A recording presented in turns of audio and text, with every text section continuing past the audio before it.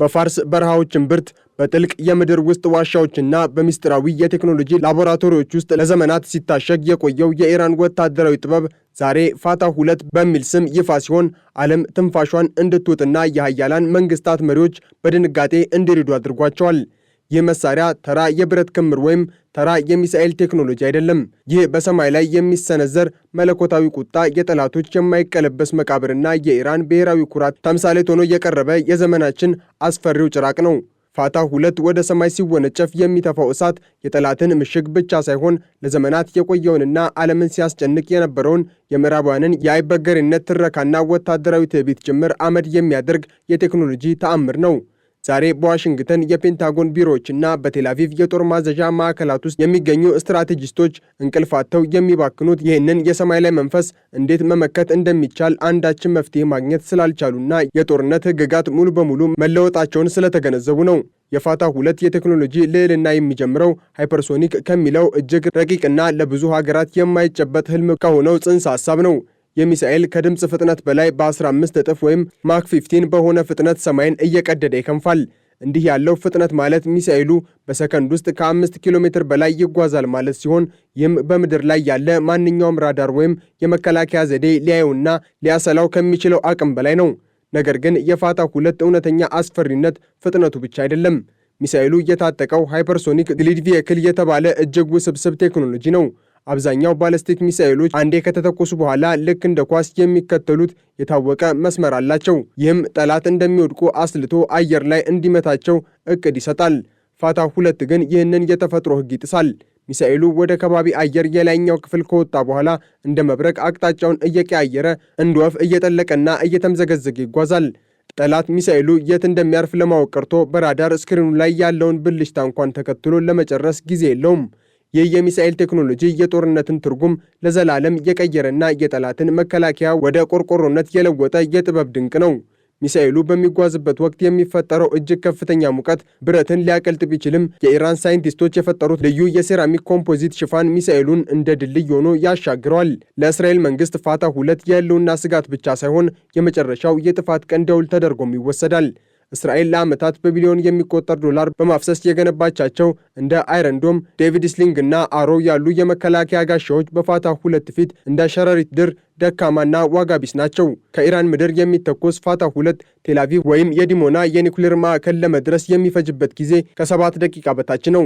ይህ 7 ደቂቃ ለህዝብ ማስጠንቀቂያ ለመስጠት፣ ወታደሮችን ለማዘጋጀት ወይም አጸፋዊ ምላሽ ለመስጠት በቂ አይደለም። ሚሳኤሉ ያለው እጅግ የላቀ ትክክለኛነት ማንኛውንም ስትራቴጂካዊ ቦታ በሴንቲሜትር ልዩነት የመምታት አቅም ይሰጠዋል። ይህም ማለት እስራኤል በሊባኖስ፣ በሶሪያ ወይም በጋዛ የምታደርገው ማንኛውም እንቅስቃሴ አሁን በፋታህ 2 ቁጥጥር ስር መውደቁን ያሳያል። ኢራን ይህንን ሚሳኤል ለዓለም ስታሳይ ለእስራኤል የምታስተላልፈው መልእክት ከእንግዲህ የድሮን ዘመን አብቅቷል፣ ብትነኩን የምንሰጣችሁ ምላሽ ምድርን የሚያንቀጠቅጥና ታሪክን የሚቀይር ይሆናል የሚል ቀጥተኛ ማስጠንቀቂያ ነው። የእስራኤል የደህንነት ተቋማት ይህንን ሚሳኤል የማይቆም ሰይፍ ብለውታል። በሌላ በኩል አሜሪካ በመካከለኛው ምስራቅ ያላትን ወታደራዊ የበላይነት የምታስጠብቅባቸው ግዙፍ የአውሮፕላን ተሸካሚ መርከቦች አሁን በፋታህ 2 ፊት እንደ ተንሳፋፊ መቃብሮች ይታያሉ። እነዚህ በቢሊዮን ዶላር የሚገመቱ መርከቦች በሺዎች የሚቆጠሩ ወታደሮችንና ዘመናዊ የጦር ጀቶችን ይዘው በባህር ላይ ቢንሳፈፉም ከፋታህ 2 የሚሰነዘር ጥቃትን መከላከል የሚችል አንዳችም ቴክኖሎጂ የላቸውም። ሃይፐርሶኒክ ሚሳኤሎች ያላቸው እጅግ ከፍተኛ የካይኔቲክ ኃይል ሚሳኤሉ ሳይፈነዳ እንኳን ግዙፍ መርከቦችን ለሁለት ሰንጥቆ ወደ ባህር ግርጌ የማስመጥ አቅም ይሰጠዋል። ይህ ማለት በፋርስ ባህረ ሰላጤና በኦማን ባህር ላይ የሚንቀሳቀሱት የአሜሪካ የጦር ኃይሎች አሁን በኢራን የእጅ መዳፍ ስር ናቸው። አሜሪካ በኢራን ላይ ወታደራዊ እርምጃ ለመውሰድ ብታስብ የምትከፍለው ዋጋ በታሪኳ አይታ የማታውቀው ውድመትና ውርደት እንደሚሆን ግልጽ ነው። ፋታህ 2 ለአሜሪካ የቀይ መስመር ማሳሰቢያ ሲሆን ዋሽንግተን በአካባቢው የምታደርገውን የፖለቲካ ቁማር በከፍተኛ ጥንቃቄ እንድትጫወት የሚያስገድዳት የኃይል ሚዛን ነው። የፔንታገን መኮንኖች በምሬት እንደሚናገሩት በባህር ላይ ያለው የበላይነታቸው በፋታህ 2 ፍጥነት ፊት ፈርሷል። የኢራን ወታደራዊ ቴክኖሎጂ እድገት ሲታይ ሀገሪቱ ላለፉት 40 ዓመታት በዓለም ላይ እጅግ ከባድ የሚባሉ ማዕቀቦች የተጣሉባት መሆኑን ማስታወስ ይገባል። ይሁን እንጂ ይህ ማዕቀብ ኢራንን ከማዳከም ይልቅ የራሷን የቴክኖሎጂ አድማስ እንድታሰፋና በራሷ እንድትቆም አድርጓታል። የኢራን ሳይንቲስቶች አስገራሚው ጥበብ በሚባል ስትራቴጂ የምዕራባውያንን የቴክኖሎጂ የበላይነት ሰብረው ወጥተዋል። ሀገሪቱ ዛሬ የሚሳኤሎች ከተማ የሚባሉና በመቶዎች የሚቆጠሩ ሜትሮች ከመሬት በታች በተገነቡ ምሽጎች ውስጥ በሺዎች የሚቆጠሩ ዘመናዊ ሚሳኤሎችንና ሰው አልባ አውሮፕላኖችን እያመረተች ትገኛለች። የፋታህ 2 መፈጠር የኢራን ኤሮስፔስ የኮምፒውተር ሳይንስና የቁስ ሳይንስ ከፍተኛ ደረጃ ላይ መድረሱን የሚያሳይ የድል አርማ ነው። ኢራን ዛሬ የራሷን ሳይንቲስቶች ወደ ጠፈር የምታመጥቅ፣ የራሷን የሳይበር ጦርነት የምታካሄድና የራሷን እጅግ ዘመናዊ የጦር መሳሪያዎች የምታመርት ልዕለ ኃያል ሆና ብቅ ብላለች። ይህ ሁሉ ስኬት የመጣው በውጭ እርዳታ ሳይሆን በሀገር ውስጥ በበቀሉ ሊቃውንትና በሀገር ፍቅር ስሜት በተሞሉ ሳይንቲስቶች ድካም ነው። ይህም ኢራን በቴክኖሎጂ ራሷን የቻለች የማይበገር ሀገር አድርጓታል። ሰሞኑን በኢራን ውስጥ የተቀሰቀሰው አለመረጋጋትና አመፅ በምዕራባውያን ዘንድ የአገዛዝ ለውጥን ለማምጣት እንደ ትልቅ አጋጣሚ ተወስዶ እየታየ ነው። አሜሪካና አጋሮቿ የአመፁን እሳት በማቀጣጠል የኢራንን መንግስት በማዳከም ሀገሪቱ የገነባችውን ወታደራዊ አቅም ለማምከንና ሉዓላዊነቷን ለመንጠቅ ሌት ተቀን እየሰሩ እንደሆነ ቴህራን በተደጋጋሚ ስትከስ ቆይታለች። ይሁን እንጂ ኢራን ይህንን የውጭ ጣልቃ ገብነት በቀላሉ የምታየው አይደለም። የኢራን መሪዎች በሉዓላዊነታችንና በሕዝባችን ደህንነት ላይ የሚመጣን ማንኛውንም ጥቃት በጠላት ግዛት ውስጥ በሚፈነዳ ኃይለኛና የማይረሳ የበቀል እርምጃ እንመልሳለን ሲሉም ደጋግሞ ዝተዋል። በዚህ የበቀል እርምጃ ውስጥ ፋታህ 2 ቁልፍ ሚና ይጫወታል። አሜሪካ የአመፁን አጋጣሚ ተጠቅማ በኢራን ላይ ወታደራዊ ጫና ለማድረስ ወይም ስትራቴጂካዊ ቦታዎችን ለመምታት ብታስብ ኢራን የምትወስደው እርምጃ ቀዩ መብረቅ እንደሚሆን ጥርጥር የለውም። ይህ የበቀል እርምጃ በአሜሪካ ኢኮኖሚና ወታደራዊ መዋቅር ላይ የማይሽር ጠባሳ የሚጥል ይሆናል። ይህ የበቀል እርምጃ ምን ሊመስል እንደሚችል መገመትም አያዳግትም። በመካከለኛው ምስራቅ የሚገኙ የአሜሪካ የጦር መሠረቶች፣ የነዳጅ ማውጫዎች፣ የንግድ መስመሮችና የእስራኤል የጦር ማዘዣዎች በአንድ ጊዜ የፋታህ 2 ኢላማ ይሆናሉ። ጦርነቱ ቢቀሰቀስ ከኢራን ተራሮች ስር የሚገኙ ግዙፍ የብረት በሮች ይከፈታሉ። በመቶዎች የሚቆጠሩ ፋታህ 2 ሚሳኤሎች እንደ እሳታማ ዘንዶ ወደ ሰማይ ይተኮሳሉ። እነዚህ ሚሳኤሎች በሰማይ ላይ እንደ ከዋክብት እየተንቀሳቀሱ በሰከንዶች ውስጥ አቅጣጫቸውን በመቀየር የጠላትን ራዳር ያሳስታሉ፣ መከላከያዎችንም ያሽመደምዳሉ። በኳታር በባህሬንና በኩዌት የሚገኙ የአሜሪካ የጦር ካምፖች ገና ሳይታሰቡ አመድ ይሆናሉ። በባህር ላይ የሚገኙት ግዙፍ መርከቦችም አንዳችም የመከላከል ዕድል ሳይኖራቸው ተሰባብረው ወደ ባህር ግርጌ ይሰምጣሉ።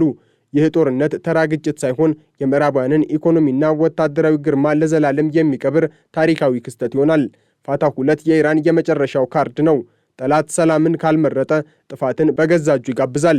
የኢራን የበቀል ኃይል ከምድር በላይ በሰማይ ላይ የሚታይ ታላቅ ተአምር ይሆናል። የቅርብ ጊዜ መረጃዎች እንደሚያመለክቱት ኢራን የፋታህ 2ን አቅም ይበልጥ እንዳሳደገችውና ሰው ሰራሽ አስተውሎትን በመጠቀም ሚሳኤሉ በበረራ ወቅት ራሱ ውሳኔ የመስጠትና ኢላማውን የመለየት አቅም እንዲኖረው እያደረገች ነው።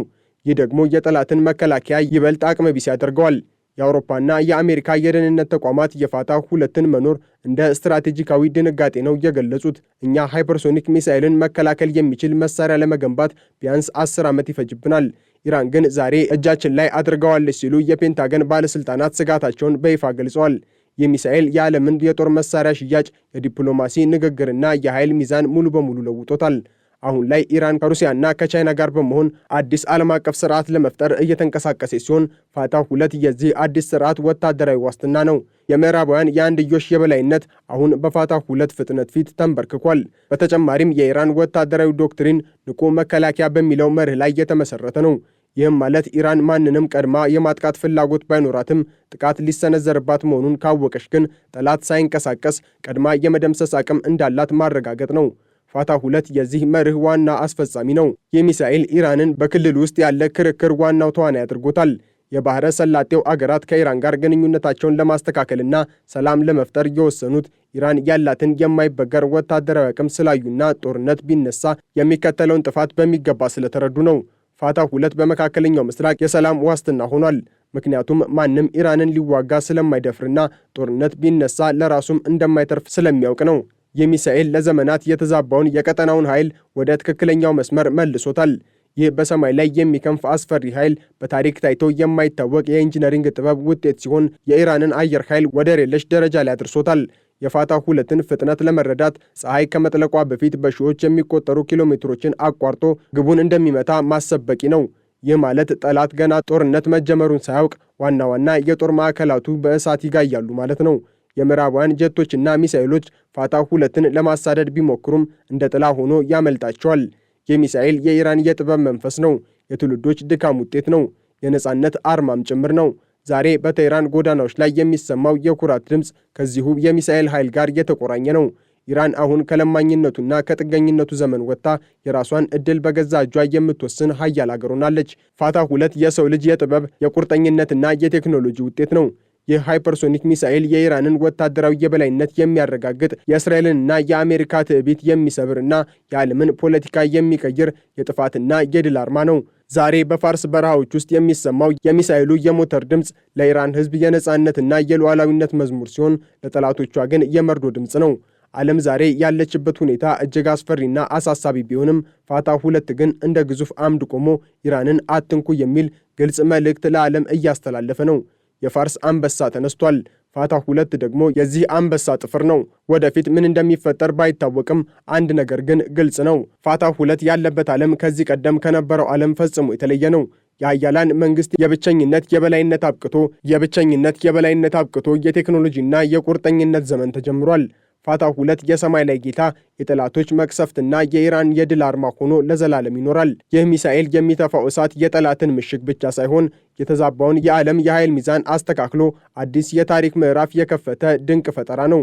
ዛሬ በምዕራባውያን ዋና ከተሞች የሚሰማው የጭንቀት ሹክሹክታ የፋታህ 2 ጥላ በሰማያቸው ላይ ማረፉን የሚያረጋግጥ የታሪክ ምስክር ነው። ኢራን በፋታህ 2 አማካኝነት ሉዓላዊነቷን አረጋግጣለች፣ ጠላቶቿንም አሳፍራለች፣ ዓለምንም አስደምማለች።